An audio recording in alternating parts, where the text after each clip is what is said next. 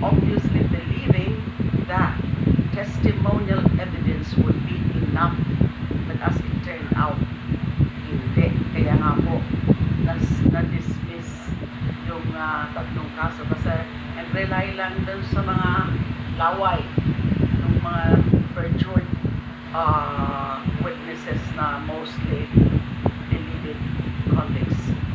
I remember, ma'am, during the previous hearings, you made mention about witnesses who recanted their testimonies, which were used in the prosecution of your cases.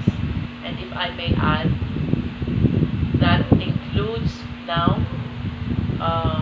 Colonel Espinido, who in one of our hearings likewise recanted his testimonies. Can you please enlighten us? Sino po ba itong mga testigong ito na ginamit sa kaso nyo who eventually recanted their statements? Yes, Your Honor. Yung pagkabanggit niyo po, Colonel Espinido, at kay Colonel Espinosa, opo, narinig po natin, narinigan yung kanilang mga akusasyon sa akin. Pero sila po, hindi po sila ginawang witnesses in any of my 3 cases. Doon sa mga 3 cases, ang mga ginawa nilang witnesses are mostly yung mga believing convicts. Now, some of them nag-retract. And then including then yung former OIC of UPOR and former NBI Deputy Speaker, NBI Deputy Director Rafael Ragos na nag-recant din po. And that is why na-acquit po ako doon sa second case. Kasi yung si Ragos lang po ang talagang key witness. Kung naniwala sila kay Ragos na nag-deliver siya ng pera sa bahay ko, baka nga hindi ako ma-acquit. Although, hindi rin po yun malinaw yung kwento na yun na nagdala siya ng pera on 2 occasions sa aking bahay. Now, yung recantation, so nag-recant si Ragos, nag-recant si sa kaso na yan. And then meron hong dalawa, I cannot recall the names of the believing inmates, nag-recant sila in open court. Na yung iba po, sumulat po sila sa handling judge ng remaining case, third remaining case. Sumulat sila na nais na nilang mag-recant dahil ino-urge lang daw sila at natakot po sila sa kaligtasan ng kanilang pamilya. Kahit po ganon, sumulat sila diretso sa handling judge na magre-recant na sila. Dinismiss pa rin po ng handling judge. Kasi kahit wala po yung mga recantation na yan ng mga witnesses, ang conclusion ng judge, hindi credible ang mga witnesses na yan. Marami siyang nakita, isa-isa niya. It was such an exhaustive decision or order granting demurrer to evidence.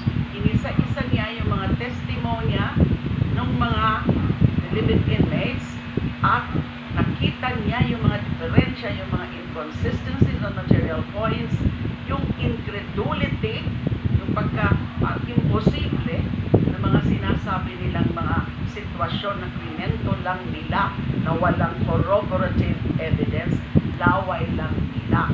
So, hindi na po kailangan yung recantation kasi dinismiss na po. Kakailanganin namin ng recantation sa panig ko, sa panig ng aking mga abogado. Kakailanganin namin yung mga recantation dun sa isasampa namin mga kaso against doon sa mga may kinalaman, may role, may hand doon sa pagpapabricate ng mga ebidensya, pagpapabricate ng kaso against me. But perhaps the testimonies of those who recanted are not necessary to be able to establish a proof beyond reasonable doubt.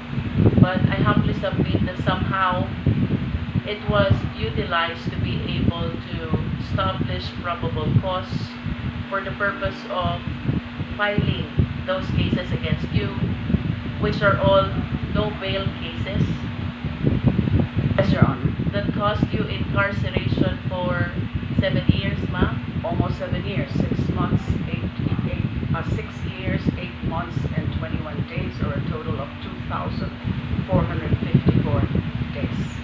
And I could imagine the immeasurable agony, the ordeal that you went through. Kanina po ma'am may binanggit kayo. These witnesses are being cursed. Would you know who is the person cursing these witnesses? Yung sinabi po ni Rafael Ragos, former NBI Deputy Director at Bureau OIC, yung dati po daw na Justice Secretary, Italiano at iba pa. Now, iba po namin alam kung sino-sino yung iba pa. May mga ideas kami, pero kailangan namin talaga na manggaling doon sa mga witnesses na yun para ituro na nila kung sino yung mga trumabaho sa kanila, yung mga kumausap sa kanila, yung mga pumilit sa kanila, yung mga nagbigay ng kung ano-ano mga promises sa kanila para mag-testify falsely against me.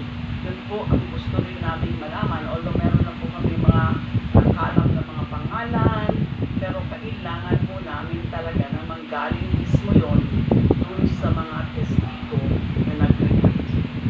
Considering ma'am what you believe is the extreme injustice that it cost you, not to mention the damage it caused to your name and reputation, I would anticipate that you have gone through a lot of reading already in finding the possible remedies and actions to be taken in order to repair, restore what needs to be restored.